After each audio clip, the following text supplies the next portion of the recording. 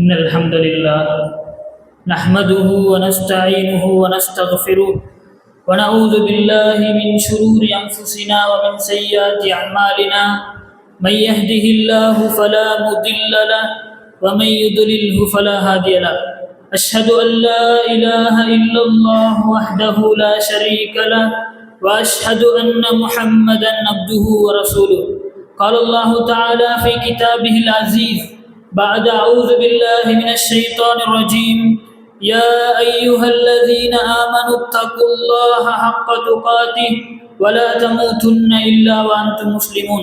وقال أيضا: يا أيها الناس اتقوا ربكم الذي خلقكم من نفس واحدة وخلق منها زوجها وبث منهما رجالا كثيرا ونساء واتقوا الله الذي تساءلون به والأرحام إن الله كان عليكم رقيبا.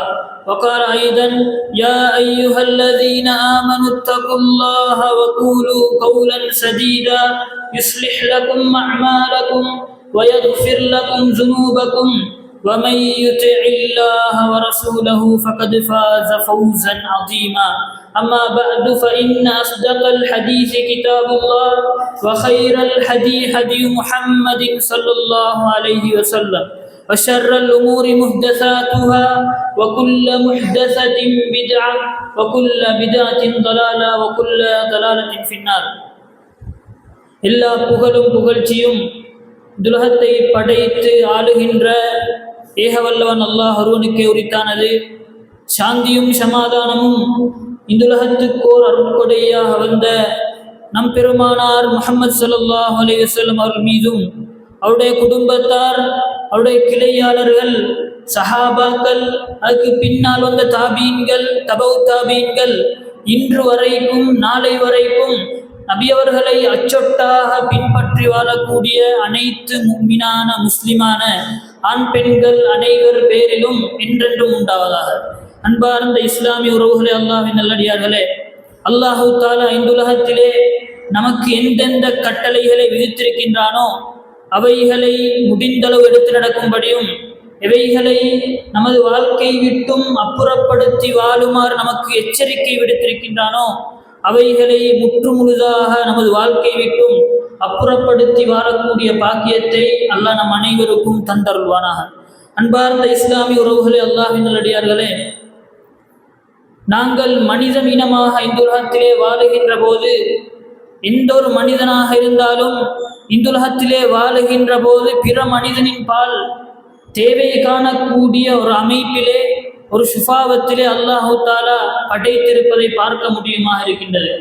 இந்த உலகத்திலே யாராக இருந்தாலும், எவனாக இருந்தாலும் இந்த உலகத்திலே பிற மனிதனுடைய தேவை இல்லாமல், பிற மனிதன புழக்கம் இல்லாமல் வாழ்வதென்பது சாத்தியமற்ற, நடைபெற முடியாத ஒரு விடயமாக காணப்படுகின்றது.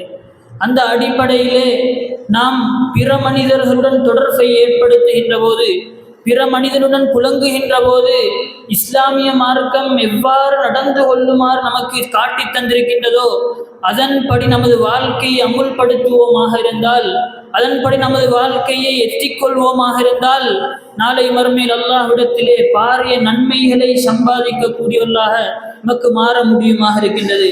அல்லாஹு தஆலா தன்னுடைய திருமறையிலே ஒரு வசனத்திலே கூறுகின்ற போது, யா அய்யுஹன் நாஸ், மக்களே, இன்னா ஹலக்னாகும் மின் ஸக்கரின் வ உன்ஸா, நிச்சயமாக நாம் உங்களை ஒரு ஆணிலிருந்தும் பெண்ணிலிருந்தும் படைத்திருக்கின்றோம் என்று அல்லாஹு தஆலா கூறிவிட்டு, வஜஅல்னாகும் ஷுஊபன் வ கபாயில், உங்களை நாம் கோத்திரங்களாகவும் கிளைகளாகவும் ஆக்கியிருக்கின்றோம். லிதஆரஃபு, காரணம் என்னவென்றால் நீங்கள் ஒருவருக்கொருவர் அறிமுகமாகிக் கொள்ள வேண்டும் என்பதற்காக வேண்டி உங்களை கோத்திரங்களாகவும் குழுக்களாகவும் படைத்திருக்கின்றோம் என்ற செய்தி அல்லாஹு தஆலா தன்னுடைய திருமறையாம் அல் குர்ஆனிலே கூறுவதை பார்க்க முடியுமாக இருக்கின்றது. அன்பார்ந்த இஸ்லாமிய உறவுகளே, இவ்வாறு மனிதன் பிற மனிதனுடன் தொடர்பை ஏற்படுத்துகின்ற போது அவன் காலம் சென்றதன் பிற்பாடு அவன் சில நட்பு வட்டாரங்களை உருவாக்கக்கூடியவனாக இருக்கின்றான், சில நட்புகளை உருவாக்கி கொள்ளக்கூடியவனாக இருக்கின்றான். அது மனிதனுடைய இல்ஃபாக காணப்படுகின்றது. இவ்வாறான சமயத்திலே பெரும்பாலும் பல மனிதர்களுடைய நிலைப்பாடு என்னவென்றால், அவர்கள் நட்புடன் பல மனிதர்களுடன் செயற்பட்டாலும் அவரிடத்தில் இருக்கக்கூடிய நோக்கம் இந்த உலகத்துடைய நோக்கங்களை பெற்றுக்கொள்ள வேண்டும், இந்த உலக இலாபங்களை பெற்றுக்கொள்ள வேண்டும், அடைந்து கொள்ள வேண்டும் என்ற ஒரு நோக்கத்தின் அடிப்படையில் தான் பெரும்பாலான நட்புகள் அமைந்து விடுவதை பார்க்க முடியுமாக இருக்கின்றது. அந்த நட்புகள் அவ்வாறு அமையுமாக இருந்தால், நாம் நட்புகளை வைக்கின்ற போது நமது நட்புகளும் அவ்வாறு அமையுமாக இருந்தால், சில போது அந்த நட்புகள் காலத்துக்கு காலம் மாறக்கூடிய நட்புகளாக, தொடர்ச்சியாக பேணி வரக்கூடிய நட்புகளாக மாறாமல் ஒரு காலத்திலே முடிவுறக்கூடிய நட்புகளாக மாறிவிடுவதை பார்க்க முடியுமாக இருக்கின்றது. இஸ்லாமிய மார்க்கத்தை எடுத்துக்கொண்டால், இஸ்லாமிய மார்க்கம் ஒருபோதும் நட்பை பற்றி சொல்கின்ற போது அந்த நட்புகள் வெறுமனே உலக லாபங்களை சம்பாதித்துக் கொள்வதற்காக மாத்திரம் இல்லாமல், அந்த நட்புகள் நாளை மறுமையிலே பிரயோஜனம் அளிக்கக்கூடிய நட்புகளாக இருக்க வேண்டும் என்பதை இஸ்லாமிய மார்க்கம் எதிர்பார்ப்பதை பார்க்க முடியுமாக காணப்படுகின்றது. இந்த உலகத்திலே நாங்கள் எவ்வாறு சந்தோஷமாக நிம்மதியாக வாழ்கின்றோமோ, எவ்வாறு இந்த உலகத்தில் நிம்மதியாக சந்தோஷமாக வாழ ஆசைப்படுகின்றோமோ, அதே அடிப்படையையும் அந்த பிற மனிதர்களிடத்திலே நாடுவோமாக இருந்தால் அந்த நட்பு பாரிய ஒரு நட்பாக மாறிவிடுவதை பார்க்க முடியுமாக காணப்படுகின்றது. நபி ஸல்லல்லாஹு அலைஹி வஸல்லம் அவர்கள் ஒரு ஹதீஸிலே சொல்கின்ற போது நமக்கும் அடுத்த முஃமினான சகோதரனுக்கும் மத்தியில் உள்ள உறவை பற்றி சொன்னார்கள், மிகவும் அழகாக சொன்னார்கள்.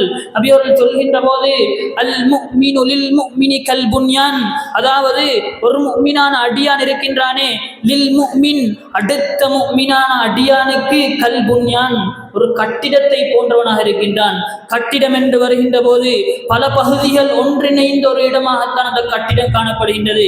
நபி அவர்கள் தொடர்ந்து சொன்னார்கள், யஷுத்து பஅதுஹு பஅதா, எவ்வாறு கட்டிடத்துடைய சில பகுதிகள் அடுத்த பகுதிகளை எவ்வாறு இறுக பிடித்து கொண்டிருக்கின்றதோ, எவ்வாறு உறுதியாக வைத்திருக்கின்றதோ, அதே போன்று தான் ஒரு முஃமினான அடியான் அடுத்த முஃமினான அடியானுடன் நடந்து கொள்ள வேண்டும், அவ்வாறு தானுடைய நட்பு தொடர்பு காணப்பட வேண்டும் என்று நபி ஸல்லல்லாஹு அலைஹி வஸல்லம் சொன்னார்கள்.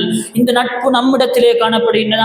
ஒரு மனிதன் கெட்ட வழிக்கு செல்கின்ற போது, பாவத்துக்கு செல்கின்ற போது நாங்கள் அவனுக்கு துணையாக இருக்கின்றோமா, அல்லது பாவத்தை தடுப்பதற்காக வேண்டி நமக்கு முடியுமான கட்டங்களை, நமக்கு முடியுமான நடவடிக்கைகளை மேற்கொள்கின்றோமா என்று சற்று சிந்திக்க கடமைப்பட்டிருக்கின்றோம். நபி அவர்கள் சொல்கின்ற போது கல் புன்யான் என்று சொன்னார்கள், ஒரு கட்டிடத்துக்கு ஒப்பாக்கி சொன்னார்கள். கட்டிடத்துடைய சில பகுதிகள் எவ்வாறு அடுத்த பகுதிகளை வலுவாக வைத்திருக்கின்றதோ அதே போன்றுதான் நமது உறவுகள் காணப்பட வேண்டும் என்ற விடயத்தை நபி அவர்கள் சொன்னார்கள். இன்னொரு ஹதீஸிலே நபி அவர்கள் சொல்கின்ற போது அல் முஃமினு மிர்ஆத்துல் முஃமின், அதாவது முஃமினான அடியானை பற்றி சொன்னார்கள். மிர்ஆத்துல் முஃமின் அடுத்த முஃமினான அடியானுக்கு ஒரு கண்ணாடியை போன்றவனாக இருக்கின்றான். கண்ணாடி என்று வருகின்ற போது நாம் கண்ணாடிக்கு முன்னால் நின்றால் எவ்வாறு நம்முடைய அலங்கோலங்கள் அவ்வாறு காட்சிப்படுத்தப்படக்கூடிய ஒரு இடம்தான் அந்த கண்ணாடி. அந்த கண்ணாடிக்கு முன்னால் இருக்கின்ற போது நம்முடைய அலங்கோலங்கள் வெளிப்படுத்தப்பட்டால் எவ்வாறு அதை நிவர்த்தி செய்ய வேண்டும், எவ்வாறு அதை துடைத்து ஒரு அழகான மனிதனாக வாழ வேண்டும் என்பதற்காக கஷ்டப்படுகின்றோம், நிறையவே கஷ்டப்படுகின்றோம். அதே போன்றுதான் ஒரு முஃமினான அடியான் அடுத்த முஃமினான அடியானுக்கு ஒரு கண்ணாடியை போன்றவனாக இருக்கின்றான் என்று கூறிவிட்டு நபி அவர்கள் சொன்னார்கள், வல் முஃமினு அஹுல் முஃமின், அதாவது முஃமினான அடியான் இருக்கின்றானே அடுத்த முஃமினான அடியானுக்கு சகோதரனாக இருக்கின்றான். நபி அவர்கள் சொல்லிவிட்டு சொன்னார்கள், யகுஃபு அலைஹி தையதஹு, அவனுடைய சொத்து செல்வம் என்று வருகின்ற போது அவன் சொத்து செல்வத்தை வைத்துவிட்டு சென்றால் கூட அதை பாதுகாப்பதற்காக கஷ்டப்படுவான். ஒரு நாளும் சூறையாட மாட்டான், அவனுடைய நம்பிக்கைக்கு புறம்பாக செயற்பட மாட்டான். இந்த உலகத்தில் அவன் சொத்து செல்வத்தை நமக்கு அமானிதமாக தந்தான் என்றால் அந்த அமானிதத்தின் படி அவன் அதை ஒப்படைக்க கூடியவனாக இருப்பான். அவனுடைய சொத்து சொத்தை பாதுகாக்கக்கூடியவனாக இருப்பான் என்று சொல்லிவிட்டு அடுத்ததாக சொன்னார்கள், வயஹூதுஹு மின் வராயிஹி, அவன் இல்லாத சந்தர்ப்பமாக இருக்கலாம், நமக்கு முன்னிலையில் அவன் இல்லை, ஆனால் அவனுடைய உரிமைகள் மீறப்படுமாக இருந்தால், அவனுக்கு அநியாயம் செய்யப்படுமாக இருந்தால், அவனுக்கு குரல் கொடுக்கக்கூடிய உள்ளங்களாக நம்முடைய உள்ளங்கள் இருக்க வேண்டும். அவனுக்கு குரல் கொடுக்கக்கூடிய, அவனுக்கு எதிராக பேசக்கூடிய உள்ளங்களாக நம்முடைய உள்ளங்கள் அமையுமாக இருந்தால், நம்முடைய நட்புகள் சிறந்த நட்புகளாக, ஈமானுடன் கலந்த நட்புகளாக, ஈமானுடன் பின்னி பிணைந்த நட்புகளாக மாறிவிடக்கூடியதாக இருக்கின்றது. அன்பார்ந்த இஸ்லாமிய உறவுகளே, இதற்கு அப்பால் நபி அவர்கள் தெளிவாக ஒரு ஹதீஸிலே சொன்னார்கள், மிகவும் ஒரு குறுகிய ஹதீஸ், ஆனால் ஆலம் மிக்க ஒரு ஹதீஸ். நபி அவர்கள் சொல்கின்ற போது, லா யுமினு அஹதுக்கும், உங்கள் எவரும் ஈமானுடையவராக மாற முடியாது, ஹத்தா யுஹிப்ப லி அஹீஹி மா யுஹிப்பு நஃப்ஸிஹி, தான் விரும்புவதை பிற மனிதனுக்கும் விரும்பாதவரை உங்கள் ஒருவர் பூர்ணமான ஈமானுடையவராக மாற முடியாது என்று சொன்னார்கள். காரணம் என்னவென்றால், நாம் இந்த உலகத்தில் எவ்வாறு நிம்மதியாக வாழ ஆசைப்படுகின்றோம், எவ்வாறு சந்தோஷமாக வாழ ஆசைப்படுகின்றோம், எவ்வாறு சந்தோஷத்தை தேடுகின்றோம், எவ்வாறு நிம்மதியை தேடுகின்றோம், அதே அடிப்படையை நாம் பிற மனிதனுக்கு விரும்ப வேண்டும். எவ்வாறு இந்த உலகத்தில் நாம் பாவம் இல்லாமல் அல்லாஹ்விடத்திலே பொருத்தமான அடியானாக வாழ வேண்டும் என்பதற்காக ஆசைப்படுகின்றோம், அதே அடிப்படையை, அதே உணர்வை பிற மனிதனுக்கும் வருமாக இருந்தால், அதை நாங்கள் ஆசை வைப்போமாக இருந்தால், நம்முடைய நட்புகள் சிறந்த நட்புகளாக, ஈமானுடன் கலந்த நட்புகளாக மாறிவிடக்கூடியதாக இருக்கின்றது. பெரும்பாலும் நமது நாட்டுடைய நட்புகளை பார்க்கின்ற போது, சகோதரத்துவங்கள் தொடர்புகள் என்று வருகின்ற போது, காலத்துக்கு காலம் மாறக்கூடியதாக, அறுபட்டு போகக்கூடிய பல சந்தர்ப்பங்களை காண முடியுமாக இருக்கின்றது. நமது சமூகத்திலும் நிறைய பார்க்கின்றோம், முஸ்லிம் உறவுகள் பிற முஸ்லிம் உறவுகளுடன் தொடர்பை ஏற்படுத்துகின்றார்கள். ஆனால் ஓரிரு நாட்கள் சென்றதன் பிற்பாடு அவ்வாறு அந்த நட்புகள் அவ்வாறு சின்ன பின்னமாக செல்லக்கூடிய ஒரு நிலைக்கு தள்ளப்படுகின்றோம். காரணம் என்னவென்றால், அந்த நட்புகள் ஈமானுடன் கலந்த நட்புகள் கிடையாது.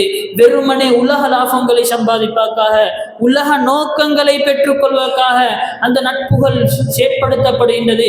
இவ்வாறு நமது நட்புகள் அமையுமாக இருந்தால், அல்லாஹுக்கு பொருத்தமான அடியார்களாக நமக்கு வாழ முடியாது. நமது நட்புகள் உறுதியான நட்புகளாக இருக்க முடியாது. அதைத்தான் நமக்கு இந்த ஹதீஸில் உணர்த்தக்கூடியதாக இருக்கின்றது. அன்பார்ந்த இஸ்லாமிய உறவுகளே, பொதுவாக இந்த நட்புகள் சின்ன பின்னமாகி செல்வதற்கு பிரதானமான ஒரு காரணம் என்னவென்றால், நமக்கு மத்தியில் இருக்கக்கூடிய சுயநலம் இருக்கின்றதே, கொல்லாத ஒரு விடயமாக காணப்படுகின்றது, கெட்டொரு பண்பாக காணப்படுகின்றது. நான் இந்த உலகத்தில் நல்லாக வாழ்ந்தால் போதும், பிற மனிதன் எவ்வளவு தான் கேடு கெட்டாலும், எவ்வளவு தான் கெட்ட வழிக்கு சென்றாலும் பரவாயில்லை என்ற ஒரு சிந்தனை நம்மிடத்திலே வருமாக இருந்தால், அந்த பொறாமை என்ற குணம் வருமாக இருந்தால், ஒருபோதும் நமக்கு திருந்தி வாழ முடியாது. நமக்கு மத்தியில் இருக்கக்கூடிய அந்த உறவுகள் கெட்ட வழிக்கு செல்வதற்கு அது காரணமாக அமைந்திடுவதை பார்க்க முடியுமாக இருக்கின்றது.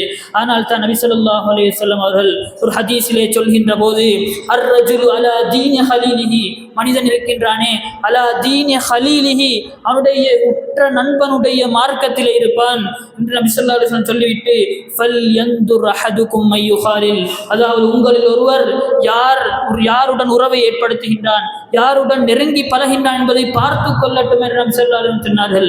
இந்த ஹதீஸ் உணர்த்தக்கூடிய விடயம் என்னவென்றால், நாம் இஸ்லாமிய மார்க்கத்தில் இருக்கின்றோம் என்றால் நம்முடைய நண்பனும் இஸ்லாமிய மார்க்கத்தில் இருக்கணும். நம்முடைய நண்பனும் அந்த இஸ்லாமிய வழிமுறைகளை பின்பற்றக்கூடிய, தொழுகை என்றால் பள்ளிக்கு செல்லக்கூடிய, தொழுகையினுடைய சத்தம் கேட்டுவிட்டால், பாங்குடைய சத்தம் கேட்டுவிட்டால் உடனடியாக பள்ளிக்கு விரையக்கூடிய உள்ளங்களாக நம்முடைய உள்ளங்கள் மாத்திரம் இருக்காமல், நம்முடைய கூட்டாளிகள், நம்முடைய ஃப்ரெண்ட்ஸ்களுடைய உள்ளத்தில் அந்த விடயம் வருமாக இருந்தால், நம்முடைய ஈமானுடைய அந்த நட்பு பிரதிபலிக்கக்கூடியதாக காணப்படுகின்றது.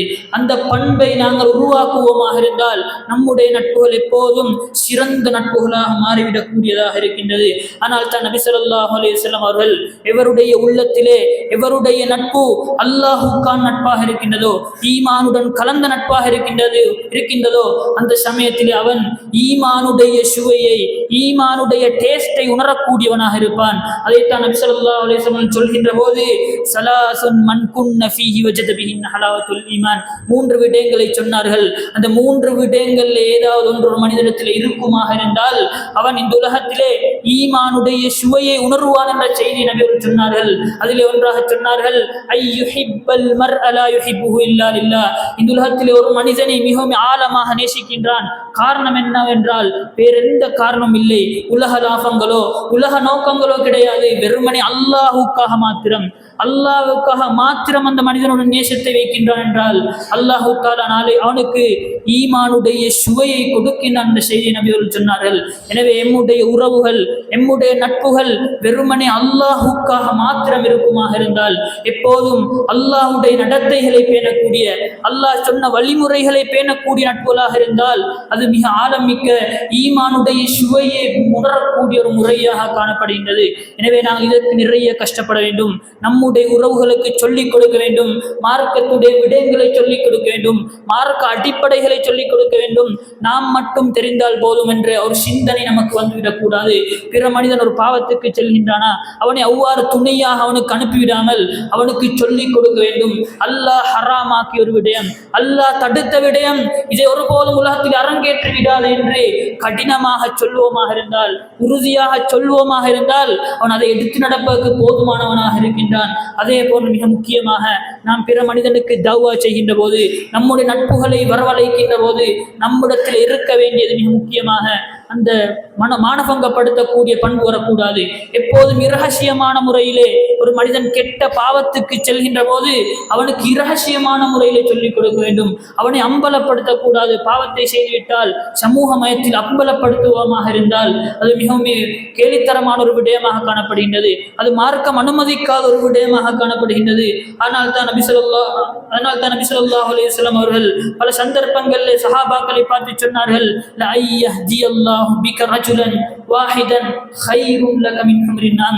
அவர்கள் சொல்கின்ற போது, யாராவது ஒரு மனிதன் பிற மனிதனுக்கு தௌவா செய்து ஒன்னினூடாக அல்லாஹு தஆலா ஒரு மனிதனுக்கு நேர்வழியை கொடுப்பதற்கின்றதே, ஹைருன் லக், உனக்கு சிறந்ததாக இருக்கும். மின் ஹுமுரின் நஅம், நாளை அதாவது சிவப்பு ஒட்டகங்கள் உனக்கு கிடைப்பதை விட சிறந்ததாக இருக்கும் என்று நபி ஸல்லல்லாஹு அலைஹி வஸல்லம் சொன்னார்கள். சிவப்பு ஒட்டகங்கள் என்று வருகின்ற போது பல விலை மதிப்பற்ற பொருட்களால் கொண்ட விடயமாக இருக்கின்றது. விலை மதிப்பற்ற ஒரு விடயமாக, விலை மதிப்பான ஒரு விடயமாக இருக்கின்றது. இந்த விடயத்தை எமக்கு காசு கொடுத்து வாங்க முடியாமல் இருக்கின்றது. இவ்வாறான சமயத்தில் அல்லாஹு தஆலா ஒரு மனிதனுக்கு அல்லாஹு தஆலா நம்மின் மூலமாக நேர்வழியை கொடுக்கின்றான் இருந்தால் அதை விட சிறந்த ஒரு விடயத்தை அல்லாஹ் நமக்கு தருகின்றான் என்ற அர்த்தமாக இருக்கின்றது. எனவே நம்முடைய உறவுகள், நம்முடைய நட்புகள் அவ்வாறு அமைய வேண்டும். நம்முடைய நட்புகள் எப்போதும் பிற மனிதன் பாவம் இழைக்கின்ற போது, கெட்ட வழியிலே செல்கின்ற போது அதை தடுக்கக்கூடிய உள்ளங்களாக நம்முடைய உள்ளங்கள் இருக்க வேண்டும். அதே போன்று மிக முக்கியமான நபி அவர்கள் இன்னொரு ஹதீஸிலே சொல்கின்ற போது, மன் அஹப்ப லில்லாஹி, யாராவது ஒருவர் யார் அல்லாஹுக்காக நேசிக்கின்றாரோ, வஅபகத லில்லாஹ், கோபம் வருகின்றது, காரணம் வேற எந்த நோக்கமும் கிடையாது, அல்லாஹுக்காக வேண்டி என்ற ஒரு நோக்கத்துக்காக வேண்டிய அல்லாஹ் அவன் கோபித்துக் கொள்கின்றான் ஒரு மனிதனுடன்.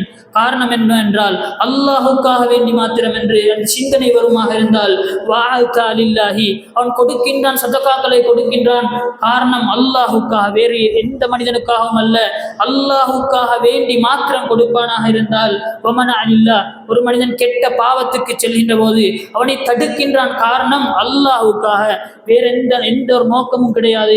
அந்த நோக்கம் நம்மிடத்திலே வருமாக இருந்தால் ஃபகத் இஸ்தக்மலல் ஈமான், அவனுடைய ஈமான் பூர்த்தியான ஈமானாக மாறிவிடுகின்றது என்ற செய்தியை நபி அவர்கள் நமக்கு படிப்பினையாக சொல்லித் தருவதை பார்க்க முடியுமா இருக்கின்றது.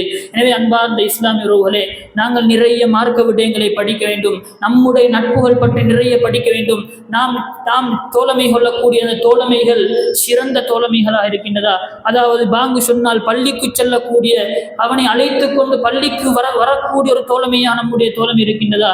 அல்லது ஒரு கெட்ட பாவத்துக்கு செல்கின்ற போது அந்த பாவத்தை தடுக்கக்கூடிய உள்ளங்களாக நம்முடைய உள்ளங்கள் இருக்கின்றதா என்பதை ஒவ்வொரு மனிதனும் சிந்திப்பானாக இருந்தால் அவன் இந்த உலகத்திலே ஈடேற்றமானவா வாழ்வதோடு நாளை மறுமையிலே அல்லாஹுடைய பொருத்தத்தை பெற்று இந்த சுவர்க்கத்தை அடைவதற்கு காரணமாக அமைந்துவிடுவதை பார்க்க முடியுமாக இருக்கின்றது. எனவே அன்பார்ந்த இஸ்லாமிய உறவுகளே, நாம் இந்த நட்பண்புகள் விடயத்திலே, இந்த நல்ல விடயங்களிலே இந்த நட்பண்புடன் வாழ்ந்து அதே போல் நம்முடைய உறவுகளை சிறந்த உறவுகளாக மாற்றி நாளை மறுமையிலே சிறந்த அடியாளாக வாழ்ந்து நாளை மறுமையில் அல்லாஹுக்கு பொருத்தமான அடியாளாக மாறி நாளை மறுமையில் சுவர்க்கத்தை பெறக்கூடிய பாக்கியத்தை அல்லாஹ் நம் அனைவருக்கும் தந்தல்வானாக. வாஹிர் தஅவானா அல்ஹம்துலில்லாஹ்.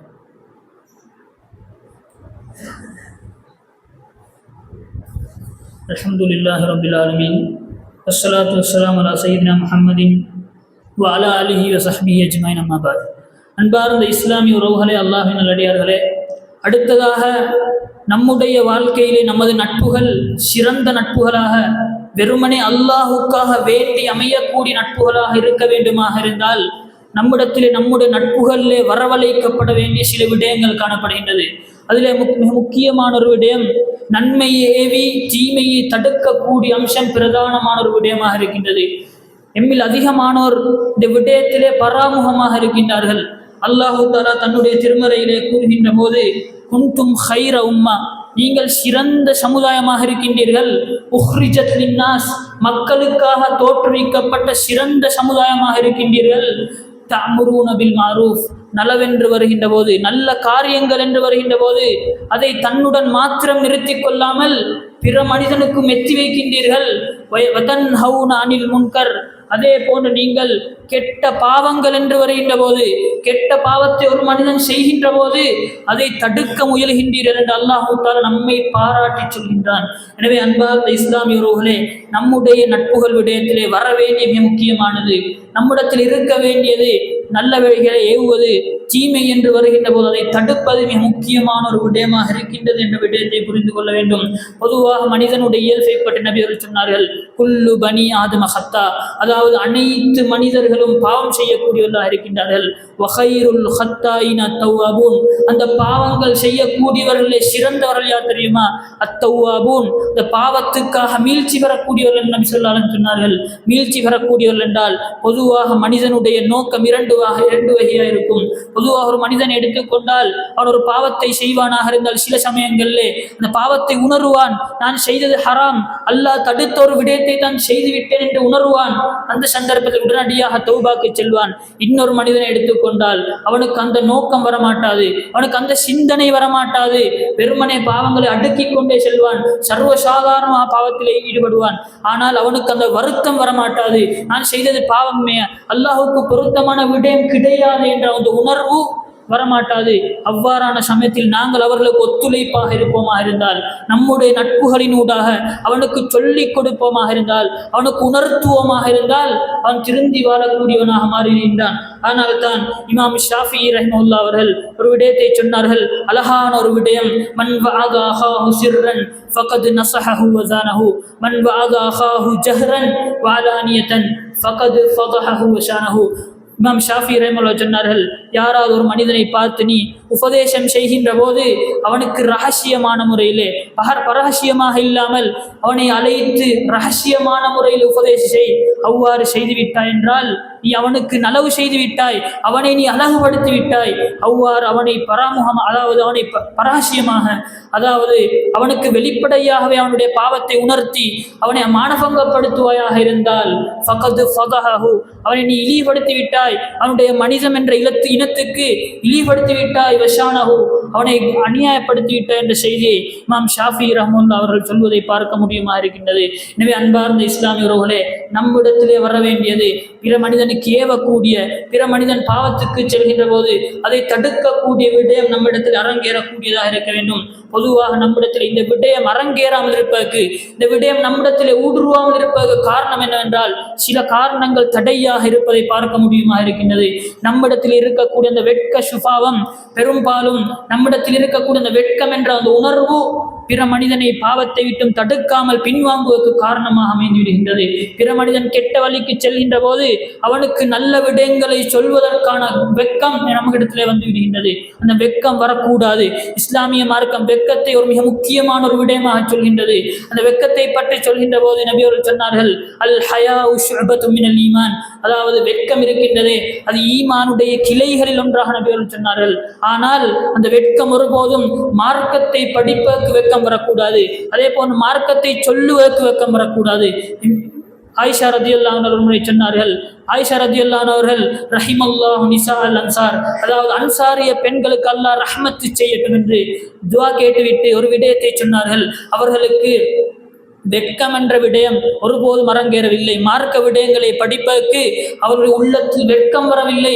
அவர்களுக்கு அல்லாஹு தாலா ரஹ்மத்து செய்யட்டும் என்று துஆ செய்தார்கள். எனவே மார்க்கத்தை படிப்பதற்கு, மார்க்க விடயங்களை உள்வாங்குவதற்கு ஒருபோதும் வெட்கம் வந்துவிடக்கூடாது. இரண்டாவது அம்சம், மார்க்கத்தை பிற மனிதனுக்கு சொல்லிக் கொடுப்பதற்கு, மார்க்கத்தை பிற மனிதனுக்கு உணர்வு ஊட்டுவதற்கு ஒருபோதும் வெட்கம் வந்துவிடக்கூடாது.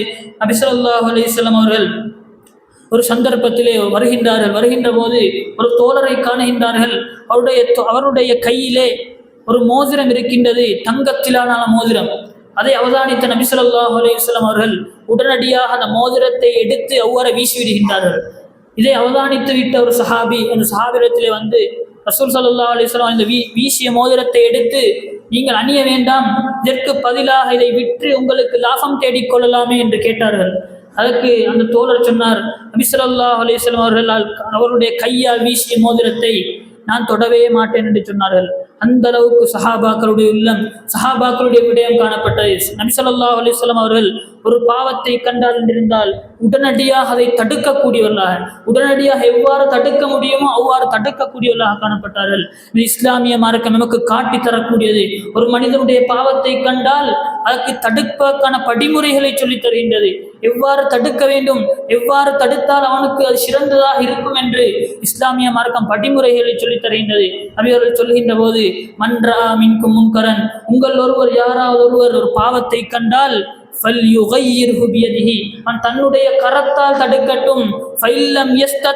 அவ்வாறு அவனுக்கு கரத்தால் தடுக்க முயலவில்லை, கடினமாக இருக்கின்றது, அவ்வாறான ஒரு சமயம் வந்தால் அவனுடைய நாவால் தடுக்கட்டும். அவ்வாறு முடியாவிட்டால், கையால முடியவில்லை, வாயால முடியவில்லை என்று வந்துவிட்டால் அவனுடைய உள்ளத்தால் ஒதுங்கி வாழட்டும். அதுதான் ஈமானுடைய பலவீனமான தரம் என்று நபி ஸல்லல்லாஹு அலைஹி வஸல்லம் சொன்னார்கள். எனவே எமக்கு பாவங்கள் தென்படுகின்ற போது, நாம் பிற மனிதர்களுடன் வாழுகின்ற போது, நாங்கள் நட்புகளாக வாழுகின்ற போது, பிற மனிதனிடத்திலே பாவத்தை கண்டால் இந்த பாவத்தை கையால் தடுக்க முயல வேண்டும். அவ்வாறு முடியாவிட்டால் நம்முடைய வாயால் சொல்லி பார்க்க வேண்டும். அவ்வாறு முடியவில்லை, அந்த இடத்திலே இருக்காமல் நாங்கள் நகர்ந்து சென்று அதை வெறுக்கக்கூடியவர்களாக இருப்போமா இருந்தால் அது ஈமானுடைய படித்தரங்களில் மிக குறைந்த தரமாக இருக்கின்றது. அதை நாங்கள் உரிய முறையில் எடுத்து நடப்போமாக இருந்தால் நாம் மட்டுமல்லாமல் அனைத்து மனிதர்களும், நம்மோடு உறவாடக்கூடிய சகோதரர்களும் எம்மை போன்ற சிறந்த மனிதர்களாக வாழ்வதற்கு ஒரு காரணமாக அமைந்து விடுவதை பார்க்க முடியுமாக இருக்கின்றது. இரண்டாவது காரணம் என்னவென்றால், நம்மிடத்திலே முதலாவது இருப்பதற்கான காரணம் அந்த வெட்க உணர்வு, பிற மனிதனை தடுப்பதற்கான வெட்க உணர்வு வந்து விடுகின்றது. இரண்டாவது காரணம், இது உலமாக்களுக்கு மாத்திரம்தான் கடமை, நமக்கு கடமை கிடையாது என்ற உணர்வு நம்மிடத்தில் அநேகமானிடத்திலே ஏற்பட்டு விடுகின்றது. இது தவறாக காணப்படுகின்றது. இஸ்லாமிய மார்க்கம் எப்போதும் மார்க்கத்தை சொல்லுமாறு கூறுகின்றது. எந்த ஒரு அடியானுக்கும் தெரிந்தவைகளை, மார்க்க விடயங்களை தெரிந்தால் அதை பிற மனிதனுக்கு எத்தி கொடுக்குமாறு சொல்கின்றது, பிற மனிதனுக்கு சொல்லிக் கொடுக்குமாறு கூறுகின்றது. அது உலமாக்களுக்கு மாத்திரம் குறிப்பான விடயம் கிடையாது. ஆனால் தான் நபி ஏற்கனவே சொன்னதை போல, உன்னின் மூலமாக ஒரு மனிதனுக்கு அல்லாஹ் நேர்வழியை கொடுப்பது ஹைருன் லக மின் ஹுமரின் நாம், உனக்கு சிவப்பு ஒட்டகங்கள் கிடைப்பதை விட சிறந்தது என்று நபி அவர்கள் சொன்னார்கள். எனவே உலமாக்களுக்கு மாத்திரம் சொந்தமான ஒரு விடயம் கிடையாது. எமக்கு மார்க்கம் தெரியுமாக இருந்தால், மார்க்க அடிப்படைகள் தெரியுமாக இருந்தால், ஒரு மனிதன் செய்வது பாவம் என்று தெளிவாக தெரியுமாக இருந்தால் அதை தடுப்பது, அவனுக்கு புத்திமதி சொல்லிக் கொடுப்பது நமக்கும் கடமை என்பதை உணரக்கூடிய சகோதரர்களாக இருக்க வேண்டும். அதே போன்று மிக முக்கியமாக நாம் உணர வேண்டிய விடயம் என்னவென்றால், நம்மிடத்தில் இருக்கக்கூடிய வீக் பாயிண்ட், நம்மிடத்தில் இருக்கக்கூடிய பலவீனமான அம்சம் என்னவென்றால், நாம் ஒருவருக்கு சொல்லி பார்ப்போம், நம்முடைய உள்ளம் சொல்லும் இவன் திருந்தவே மாட்டான், நாம் சொல்லிய பிரயோஜனம் கிடையாது, இவன் திருந்தவே மாட்டான் என்ற ஒரு நிலை நம்மிடத்திலே வந்து விடுகின்றது. இது தவறாக காணப்படுகின்றது. நாம் அல்லாஹு தாலா எந்த அடியானுக்கு எந்த நேரத்திலே ஹிதாயத்தை கொடுப்பான் என்று தெரியாது.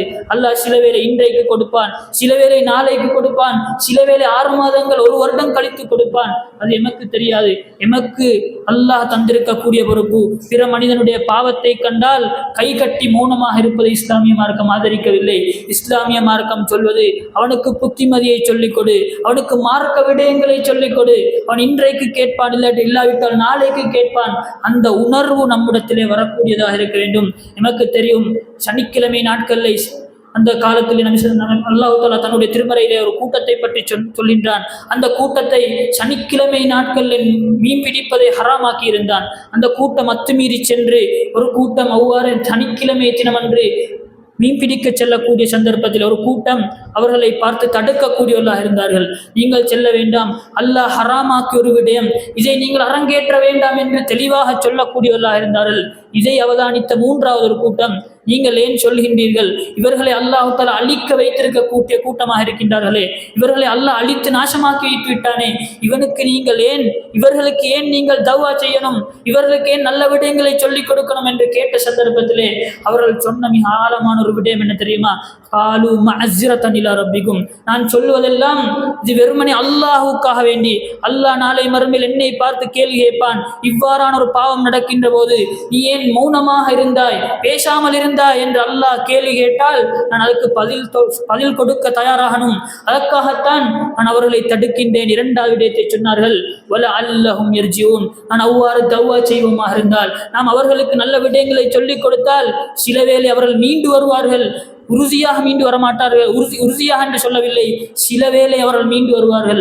அந்த சந்தர்ப்பத்தில் எனக்கு அதன் மூலமாக நன்மை கிடைக்கின்றது, அதனால் தான் இவ்வாறு தௌவா செய்கின்றோம் என்று அந்த கூட்டம் அவர்களை பார்த்து கூறக்கூடியதாக இருந்தது. எனவே அன்பார்ந்த இஸ்லாம் உறவுகளே, நாங்கள் நிறையவே மார்க்க விடயங்களை படிப்பதோடு மாத்திரம் நிறுத்தாமல் நம்முடைய நட்புகள் வட்டாரத்திலே நாங்கள் பிற மனிதர்களுடன் நடக்கின்ற போது இசை விடயமாக இருக்கலாம் அல்லது இன்னொரு பாவங்களாக இருக்கலாம், சர்வ சாதாரணமாக பாவங்கள் அரங்கேறக்கூடிய ஒரு காலம். அந்த சந்தர்ப்பத்தில் நிறையவே அந்த பாவத்தை தடுப்பதற்கான வழிகளை நாங்கள் மேற்கொள்வோமாக இருந்தால் அதனூடாக பல நன்மைகளை பெறக்கூடியதாக இருக்கின்றது.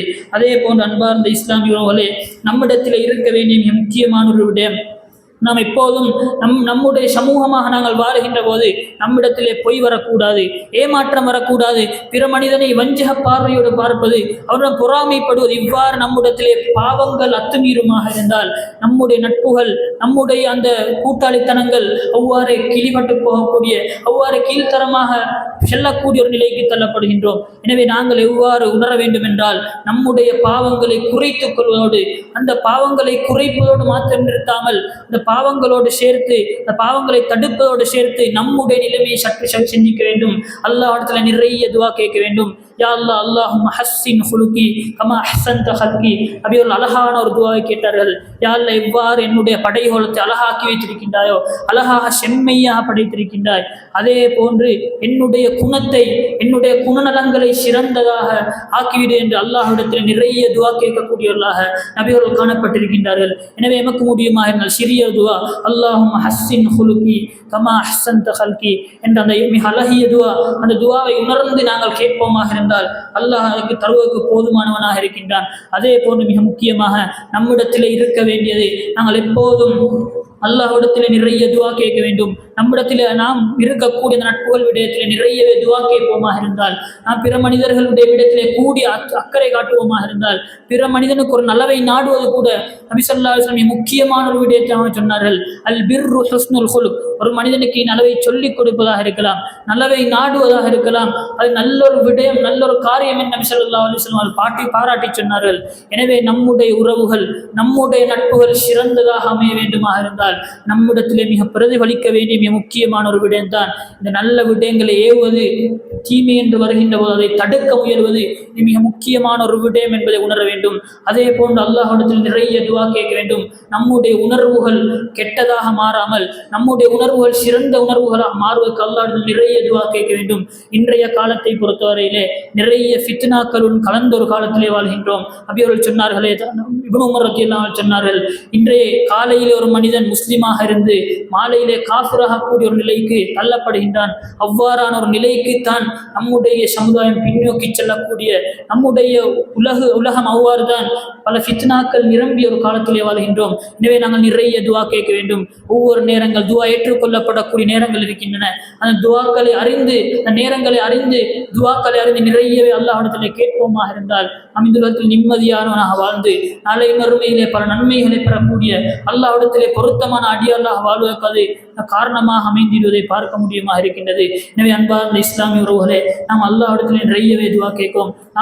நாம் இருக்கக்கூடிய இந்த சந்தர்ப்பத்தை அல்லாஹ்வுக்கு பொருத்தமான சந்தர்ப்பமாக மாற்றிக்கொள்வோம். நம்முடைய உறவுகளையும் நாம் எவ்வாறு இந்த உலகத்தில் நிம்மதியாக சந்தோஷமாக வாழ்கின்றோமோ, நாளை மறுமையில் எவ்வாறு அல்லாஹ்வுடைய பொருத்தத்தை பெற ஆதரிக்கின்றோமோ, அதே ஆதரவை பிற மனிதனிடத்திலும் இந்த எதிர்பார்க்க வேண்டும். அந்த அடிப்படை உணர்ந்து அல்லாஹ்வுக்கு பொருத்தமான அடியாளாக வாழ்வோம். நாளை மறுமையில் அல்லாஹ்வுக்கு பொருத்தமான அடியாளாக மாறி சுவனத்தை பெறக்கூடிய பாக்கியத்தை அல்லாஹ் நம் அனைவருக்கும் தந்தருவானாக. வாசல் தஅவானா அல்ஹம்துலில்லாஹ்.